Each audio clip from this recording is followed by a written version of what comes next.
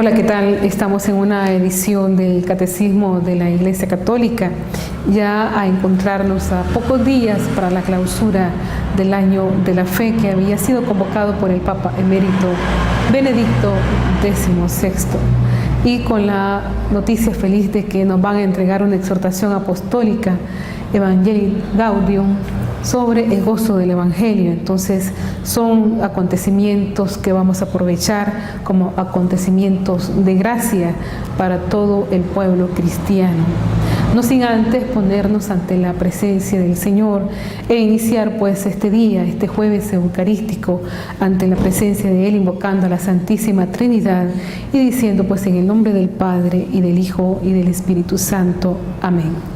Recordarles que en nuestros templos están abiertos para que cada uno de nosotros podamos visitar al Santísimo Sacramento, arrodillarnos y estar ante su presencia, además de pedir por las necesidades que tenemos, alabarlo, glorificarlo y bendecirlo por todas las gracias que nos ha dado.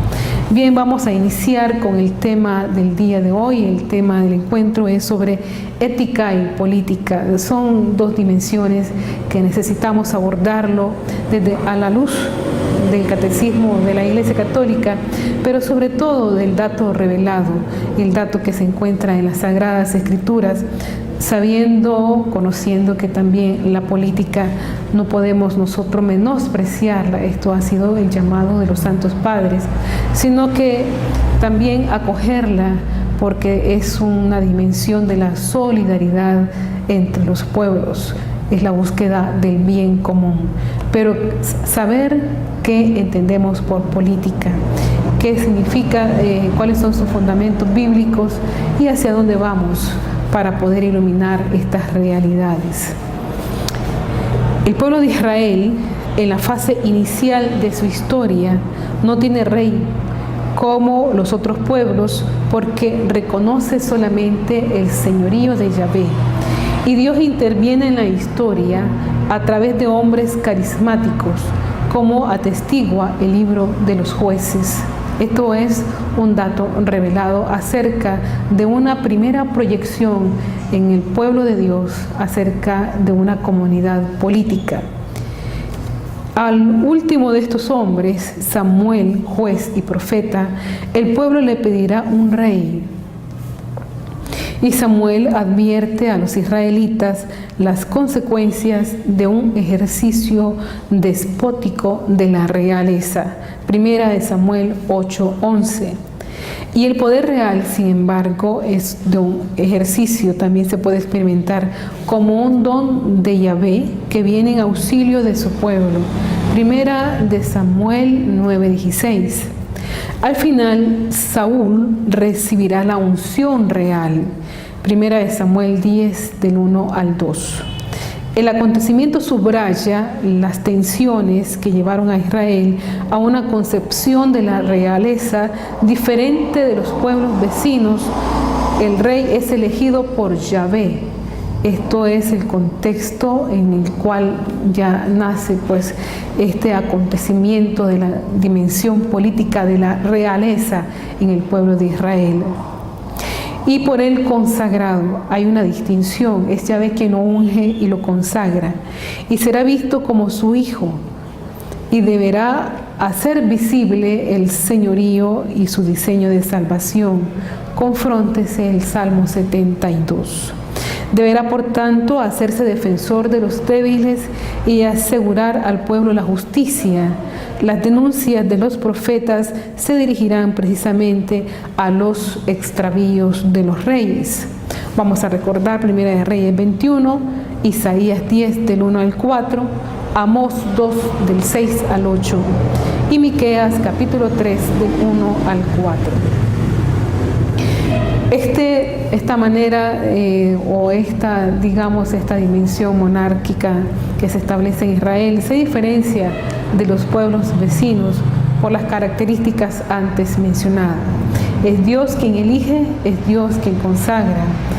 Y además de eso debe hacer visible ese señorío y el diseño de salvación. Pero cuando el gobernante se sale de este servicio, de esta solidaridad y de la búsqueda de Dios, entonces los profetas lo denuncian. Pero hay un prototipo del rey elegido por Yahvé, es David, cuya condición humilde es subrayada con satisfacción por la narración bíblica. Primera de Samuel 16, del 1 al 13. David es el depositario de la promesa. Segunda de Samuel 7, del 13 al 16, que lo hace iniciador de una especie de tradición real, mesiánica, y esta a pesar de los pecados y de las infidelidades del mismo David y de sus sucesores. Culmina en Jesucristo, que es el ungido de Yahvé, es decir, el consagrado por el Señor y por excelencia hijo de David, según la genealogía presentada por Mateo del 1 al 17. Pero frente a ello también se sucede un fracaso de la monarquía, un fracaso de la realeza, en tanto en cuanto el hombre se aleja de Dios, se aleja del querer y la voluntad del Señor. Porque en este momento el que gobierna no se deja de guiar por la sabiduría y justicia de Dios. Y esta esperanza reaparece con frecuencia en los salmos. Salmo 2, Salmo 21, Salmo 72. En los oráculos mesiánicos se espera para el tiempo escatológico, el que ha de venir, la figura de un rey en quien inhabita el Espíritu del Señor, lleno de sabiduría y capaz de hacer justicia a los pobres. Isaías 11, del 2 al 5. Es el verdadero pastor del pueblo de Israel. Ezequiel 34, 23. Él traerá la paz a los pueblos. En la literatura sapiencial, el rey es presentado como aquel que pronuncia juicios justos y aborrece la iniquidad. Proverbios 16, del al 12. Juzga a los pobres con justicia. Proverbios 29, 14. Es amigo del hombre de corazón puro. Proverbios 22, 11. Y poco a poco se va haciendo más explícito el anuncio de cuanto a los evangelios y los demás textos del Nuevo Testamento. Bueno, aquí tenemos un primer dato revelado acerca de la autoridad política. Luego, en el Nuevo Testamento vamos a ver el tipo de conflicto que se va a destacar entre Jesús y las autoridades políticas. Recordemos el texto de Lucas 22, 25, cuando nos dice que Jesús rechaza el poder que es opresivo y despótico de los jefes de las naciones y su pretensión de hacerse llamar benefactores, pero jamás rechaza directamente las autoridades de su tiempo. Y en la diatriba sobre el pago acerca del tributo al César, Mateo 12, del 13 al 17, afirma que es necesario dar a Dios lo que es de Dios, condenando implícitamente cualquier intento de divinizar y absolutizar el poder temporal. Solo Dios puede exigir todo del hombre. Y al mismo tiempo el poder temporal tiene derecho a aquello que le es debido. Jesús no considera injusto el tributo al César. También sabemos que nosotros como cristianos debemos de orar por nuestros gobernantes, y esto es parte del consejo de San Pablo a Timoteo. La oración por los gobernantes es recomendada por San Pablo durante las persecuciones y señala explícitamente lo que debe de garantizar la autoridad política: una vida pacífica y tranquila que transcurra con piedad y con dignidad. Primera de Timoteo del 2:1-2. Los cristianos pues debemos de estar atentos a toda obra buena, mostrando una perfecta mansedumbre con todos los hombres y conscientes de haber sido salvados no por obras sino por la misericordia de Dios.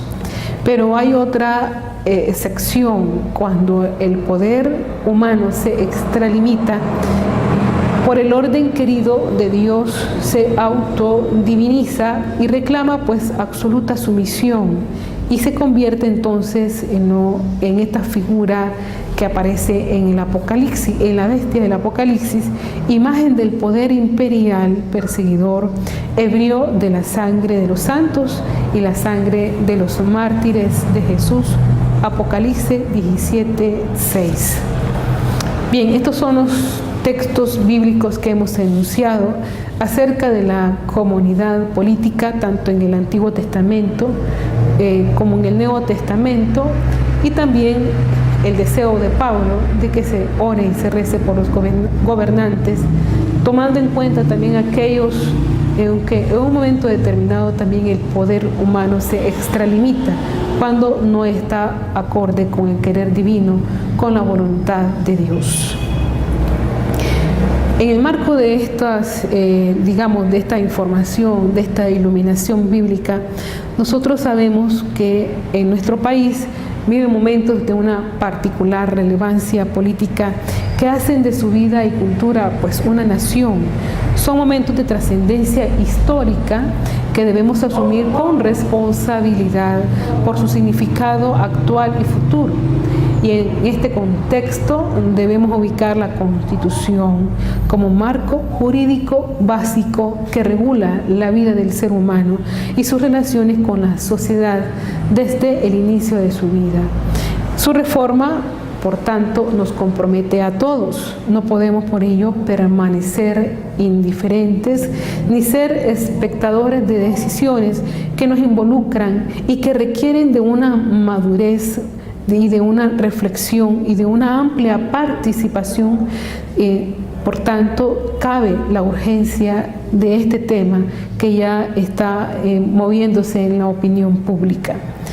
La Constitución política, por ende, responde a la idea y sobre todo a la necesidad histórica de establecer las bases consensuales de la organización política y social de una comunidad humana determinada, conforme las cuales debe regirse toda la estructura y su funcionamiento. Las ideas esenciales que deben dar contenido a este cuerpo de leyes fundantes forman lo que se le llama pues el derecho constitucional. Y en este caso el autor Pablo Lucas Verdú, en su curso de Derecho Político, nos dice que como la rama del derecho público interno, que estudia las normas e instituciones relativas a la organización y el ejercicio del poder del Estado y a los derechos y libertades básicas del individuo y de sus grupos en una estructura social. La Constitución, entonces, es siempre y en todo caso el conjunto de disposiciones básicas que establecen los principios fundamentales de organización y funcionamiento del aparato político y del conglomerado social. Así pues, la idea predominante ha sido de establecer la relación esencial entre la democracia y lo que es la Constitución política, pues en ella se consagran los derechos y garantías fundamentales de la persona y del ciudadano, y se define y actúa la forma del ejercicio de poder limitado a los espacios que le asigna la Constitución, hecho este que permite atribuir al poder su carácter de legalidad y legitimidad y de establecer las garantías necesarias para realizar los derechos fundamentales de la persona y de la sociedad, lo que se verían severamente amenazados si no existiese un régimen que define el campo del ejercicio del poder y establezca con claridad sus límites y fronteras. Por ende, el conocimiento de la Constitución debe ser parte de la educación fundamental y elemento constitutivo de toda la ciudadanía, ya que ella es la expresión del contrato social y la forma a través de la cual se manifiesta la voluntad general. Pues, si bien el pueblo es la fuente de poder y la soberanía, esta se encuentra contenida en la Constitución y solo se ejerce de acuerdo a lo que la norma constitucional establece. Son garantías constitucionales de la democracia, la subordinación del poder a la ley, la supremacía de la Constitución, la jerarquía de la norma jurídica, la separación de poderes, entre otros, y las que están plenamente establecidos en nuestra Constitución política. Por ello, la Constitución tiene un carácter estable y modélico.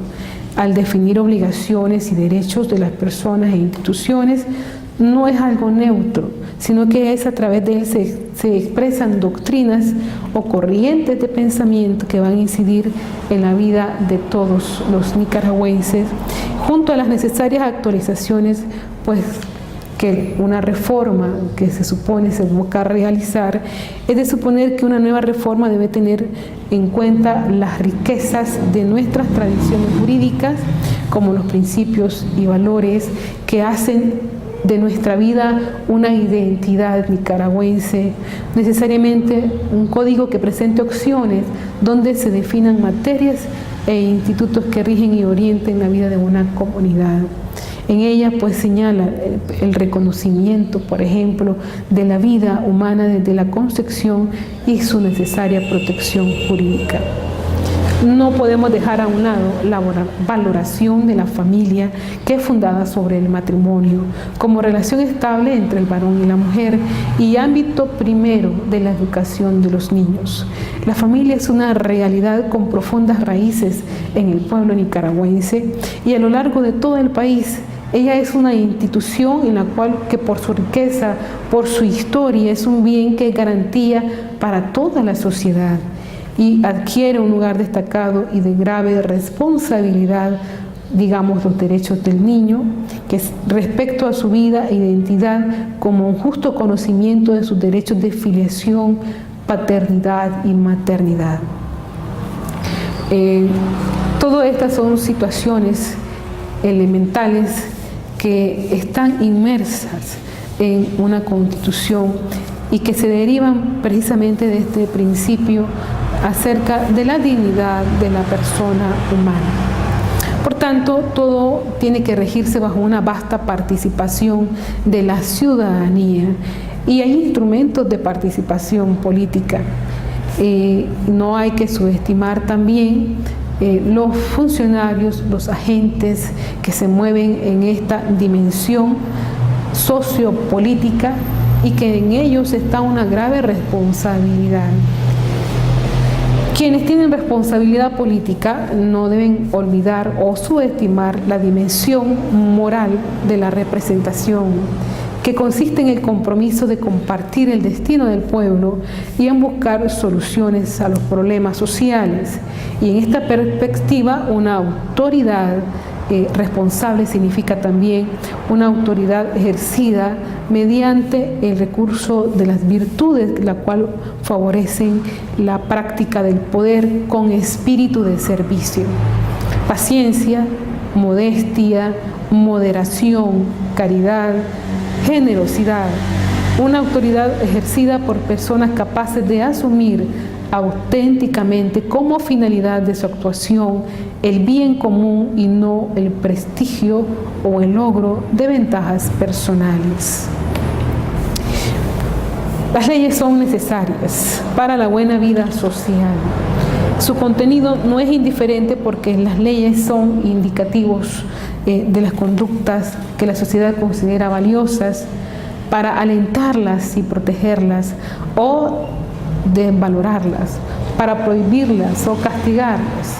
En este sentido, la ley, sin identificarse con la moral, tiene un indudable contenido moral. No hay leyes moralmente neutras.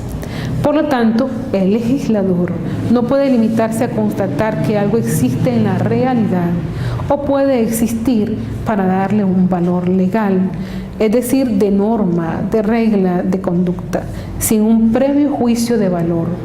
En la vida cotidiana se verifican conductas perjudiciales al bien común, que deben ser reprobadas y no convalidadas por el solo hecho de que algunas personas las lleven a cabo. Imagínense, por ejemplo, una conducta contraria que hace desorden o convierte en anarquía la sociedad Por ejemplo, robar o la corrupción.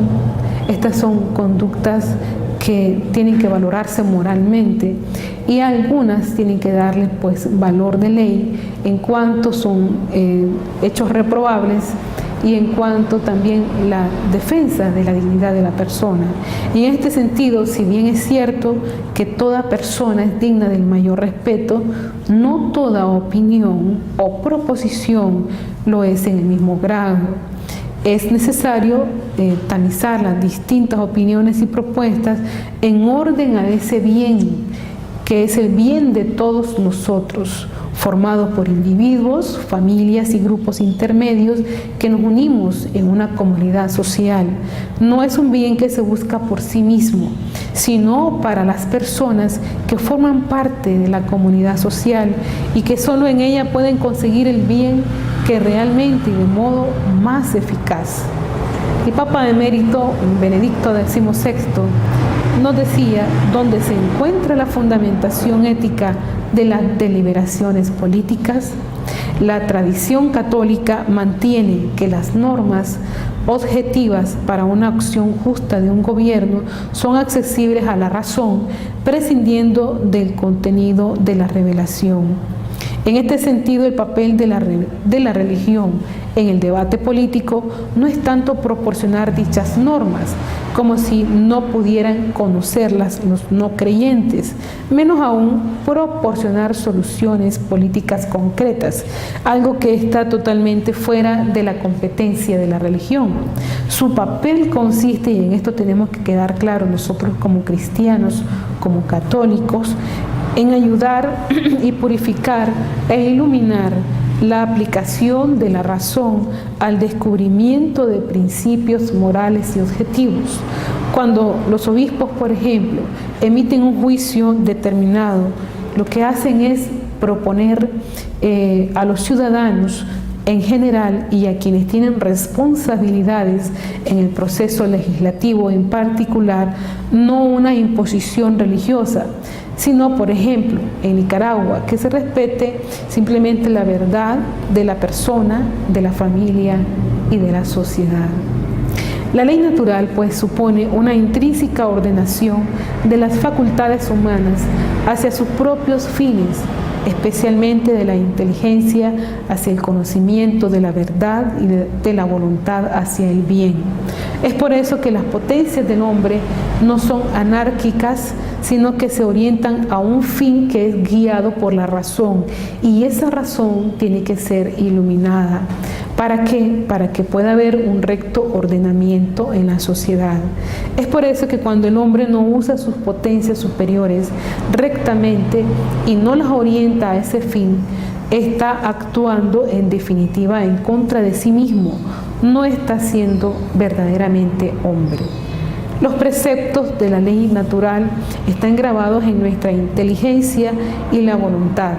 El hombre advierte, estima instintivamente que ayudar a sus semejantes, decir la verdad, cumplir la palabra empeñada, es parte que está en su conciencia y que llega a decir consecuentemente: así persigue el bien y evita el mal. Y esto está intrínsecamente en en cada persona. Por ello es que no puede haber, digámoslo de esta manera, una contradicción entre lo que es la ley positiva y la ley natural. La ley positiva está orientada hacia el bien común de las personas, y en la ley natural, que está en la razón y en la conciencia, está esta sentencia que nos lleva sobre todo a perseguir el bien y a evitar el mal. Bien, vamos a conocer un gran santo de la Iglesia que trató de conceptualizar todos estos términos que se refieren al orden temporal de manera filosófica, y me estoy refiriendo al gran Santo Tomás de Aquino. Conocerlo, porque parte de la doctrina social, económica y política donde la Iglesia se ilumina y se orienta, tiene su base en este gran santo de la Iglesia, en Santo Tomás de Aquino. El 28 de enero la Iglesia Católica recuerda a Santo Tomás de Aquino. Este santo italiano fue sacerdote dominico y es mundialmente reconocido como una de las figuras más importantes de la teología cristiana. También son muy conocidas sus ideas sobre ética, teoría política y derechos humanos. Thomas's conviction that we are naturally able to acknowledge the principles of the natural moral law remains timely, since that law, grounded in the truth of man's nature, is the basis of respect for human dignity and universal human rights. Es considerado un modelo para profesores de futuros sacerdotes y es el patrón de las escuelas y universidades católicas. Santo Tomás nunca terminó su obra más famosa, la Summa Theologica, pero esta es muy utilizada por los teólogos por sus ideas sobre la naturaleza de Dios y de que Dios no es evidente ni improbable. Thomas' insistence on the harmony of faith and reason respected the autonomy and complementarity of those two ways of knowing the truth, which has its ultimate origin in God's Word. Muchos consideran que su principal contribución son sus escritos. Su concepto de unidad y armonía es uno de los mensajes que Benedicto XVI ha recordado en varias ocasiones, dirigiéndose a todos los cristianos. Santo Tomás de Aquino murió en 1274 y fue canonizado por Juan XXII en 1323, menos de 50 años después de su muerte. Bien, entre las deformaciones del sistema democrático, la corrupción política es una de las más graves, porque traiciona al mismo tiempo los principios de la moral y de las normas de la justicia social, compromete el correcto funcionamiento del Estado, influyendo negativamente entre la relación entre gobernantes y gobernados. Introduce una creciente desconfianza respecto a las instituciones públicas, causando un progresivo menosprecio de los ciudadanos por la política y sus representantes, con el consiguiente debilitamiento de las instituciones. La corrupción distorsiona el raíz, el papel fundamental de las instituciones representativas, la cual usa como un terreno de intercambio político entre peticiones clientelistas y las prestaciones de los gobernantes. De este modo, las opciones políticas favorecen los objetivos limitados a quienes poseen los medios para influenciarlas e impiden la realización del bien común de los ciudadanos. Esto tratando un poco de orientarnos en cuáles son esos no valores o digamos que esos valores que niegan estas realidades y las hacen consecuentemente valores malos, que no debe ser, pero en sí la política es esa ciencia que nos ayuda a nosotros a discernir sobre los acontecimientos temporales y también iluminarlos para orientarlos para un bien común de la sociedad. Si la administración pública es el instrumento del cual se vale la política para contribuir al logro del bien común mediante el ofrecimiento de bienes y servicios de calidad, los servidores públicos que la integran deben estar, por tanto, motivados y concientizados. Una baja moral y una baja motivación de los individuos fomentan actitudes antiéticas, situación que a su vez se refleja en una baja calidad en las operaciones de las instituciones. Es importante que la imagen que se crea en la administración pública, ya sea positiva o negativa, sea el resultado de la actitud y conducta que ofrece cada persona que labora en una organización. Una buena imagen ayuda a creer y confiar en la institución pública. Una mala imagen genera desconfianza, duda, rechazo. Para lograr la sensación de satisfacción o al realizar una tarea tan importante en la relación de persona a persona. La conducta, la integración y las actitudes son elementos básicos para establecer buenas relaciones de servicio. Así pues, esto es parte también de la dimensión moral. Las actitudes éticas están en la parte de la dimensión moral, en tanto cuanto el servidor público se pone a disposición de la ciudadanía y le ayuda a la consecución del bien común y la capacidad del hombre de realizarse en la sociedad.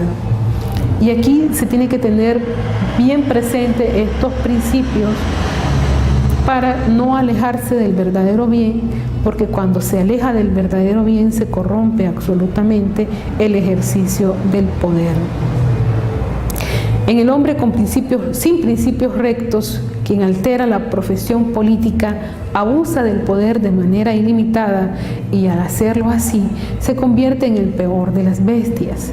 En palabras del sabio Plutarco, el hombre es la más cruel de todas las fieras, cuando a las pasiones se une el poder. Así, por el descuido de la ética en la política, el ser humano ha dejado de ser el animal político que definieron los griegos. La sociedad política es ahora una creación contractual necesaria por la complejidad que ha ido adquiriendo en la agrupación de individuos. Pero nada permite esperar de cada uno de ellos la voluntad y el espíritu de servicio que en principio evoca la ética pública. Por el contrario, cada vez más se busca satisfacer el propio interés en perjuicio de un interés general. Es importante dignificar la política y rescatar su verdadero y original significado. Hoy en día, el pensamiento en general, la política suele ir acompañada de una connotación negativa, resultando de fondos que se desvían, metas que no se alcanzan, promesas que no se cumplen, ayudas económicas que se desvanecen y que aumentan la desconfianza. No obstante, conviene no olvidar que el verdadero sentido y significado de la política es positivo.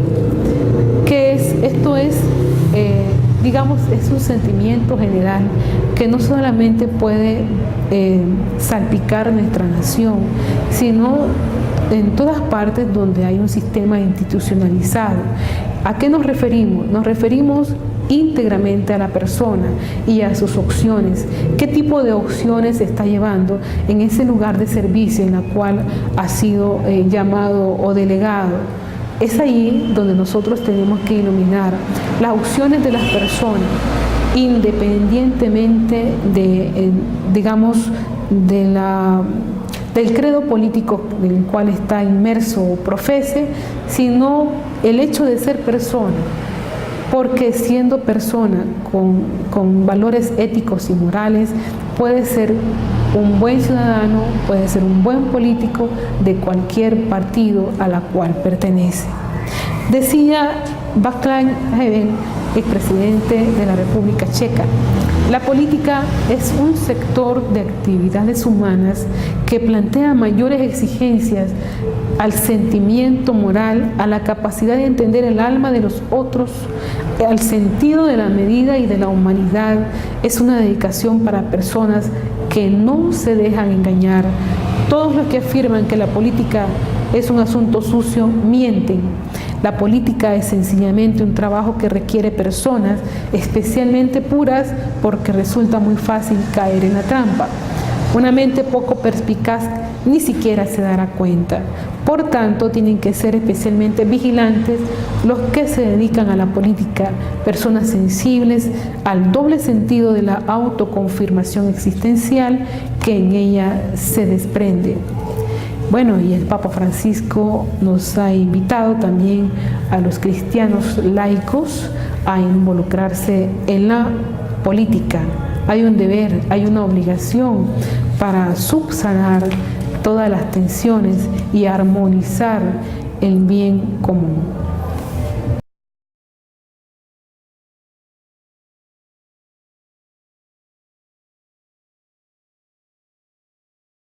Coinvolgersi nella politica è un obbligo per un cristiano. Noi cristiani non possiamo giocare da Pilato, lavarci le mani. Non possiamo. Dobbiamo immischiarci nella politica, perché la politica è una delle forme più alte della carità, perché cerca il bene comune. E i laici cristiani devono lavorare in politica. Lei mi dirà, ma non è facile, ma neppure è facile diventare prete.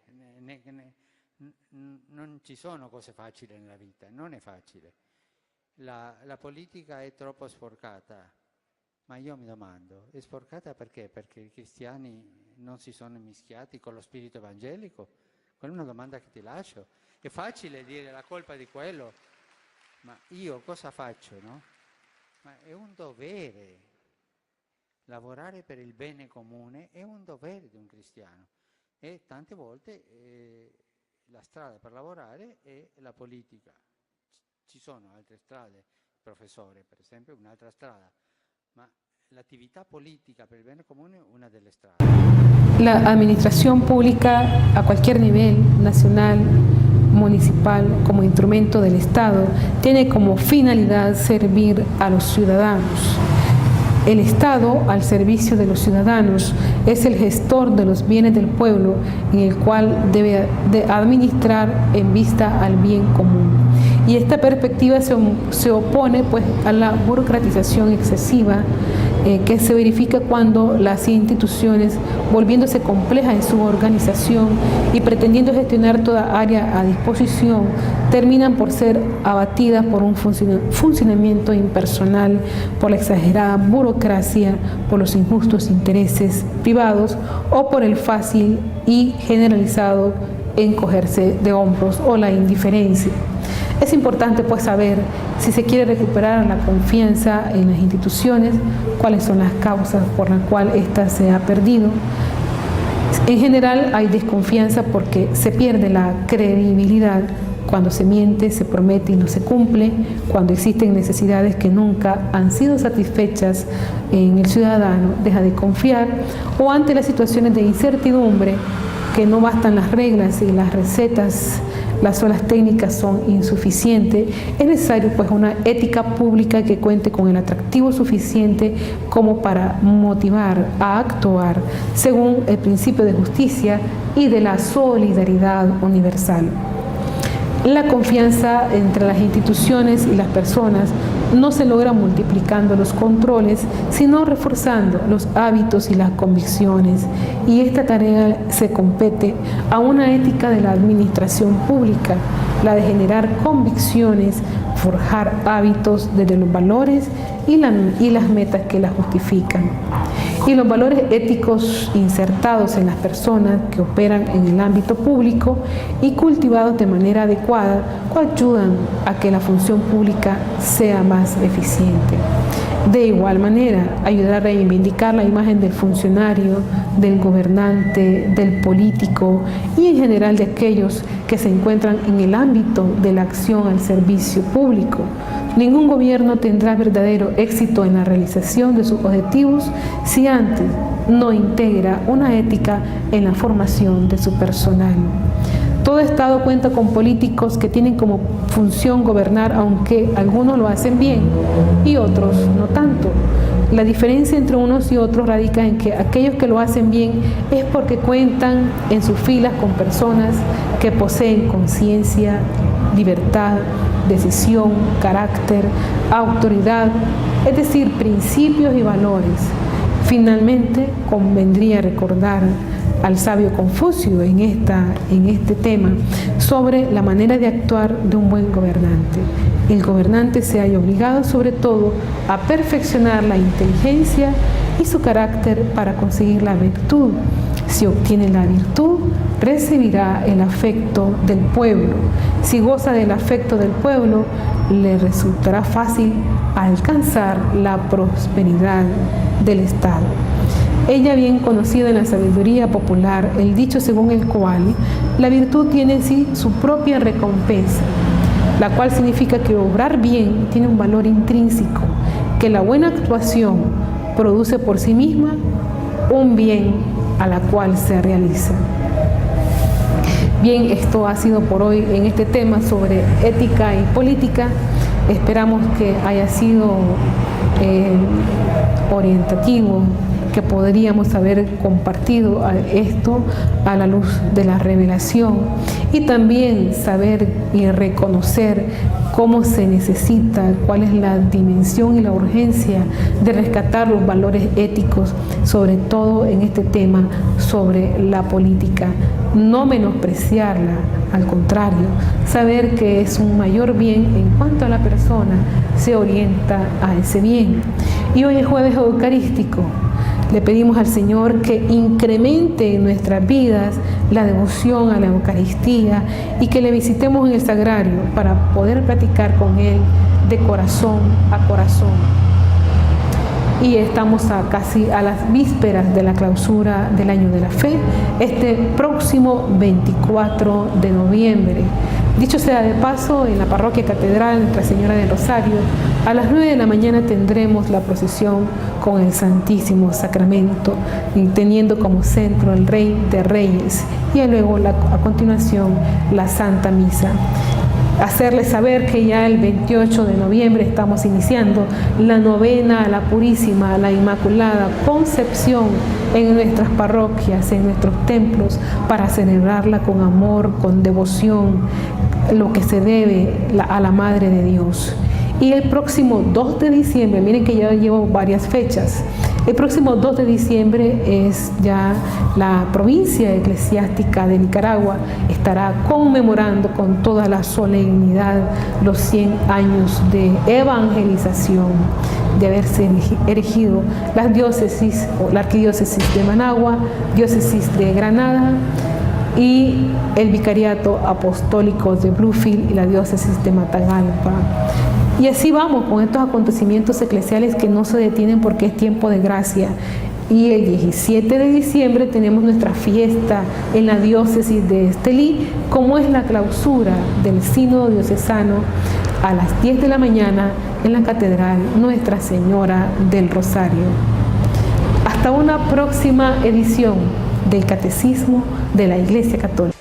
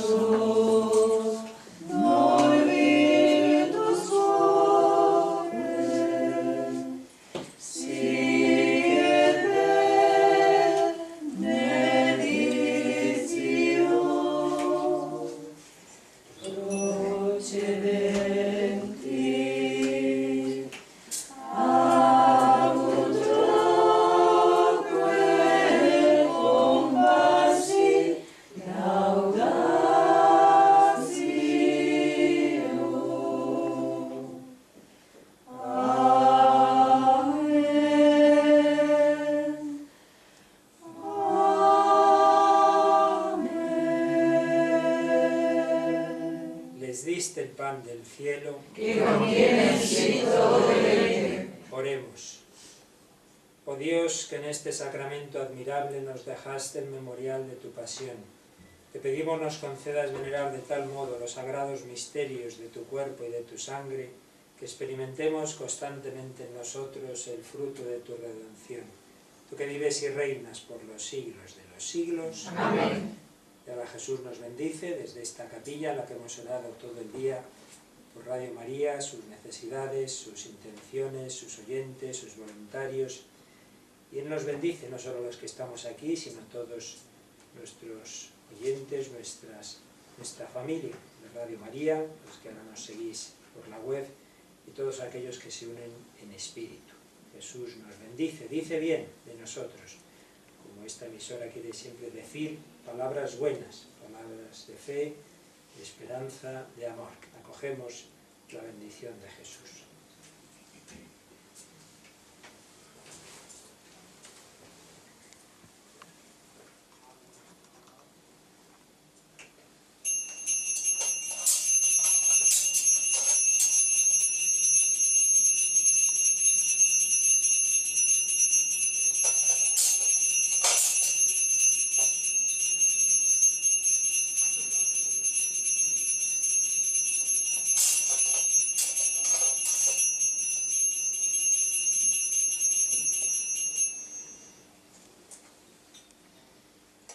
Si Jesús ha dicho bien de nosotros, nosotros también queremos decir bien de Él, en particular en reparación de tantas blasfemias.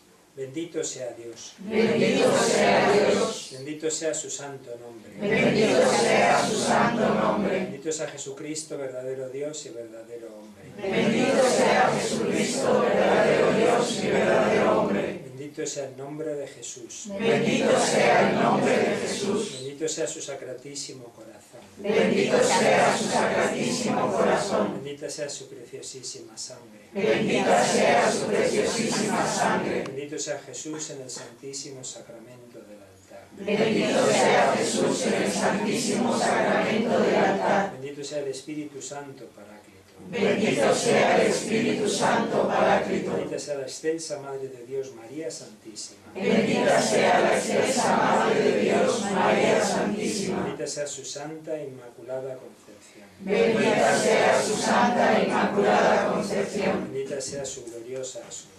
Bendita sea su gloriosa asunción. Bendito sea el nombre de María, Virgen y Madre. Bendito sea el nombre de María, Virgen y Madre. Bendito sea San José, su castísimo esposo. Bendito sea San José, su castísimo esposo. Bendito sea Dios en sus ángeles y en sus santos. Bendito sea Dios en sus ángeles y en sus santos.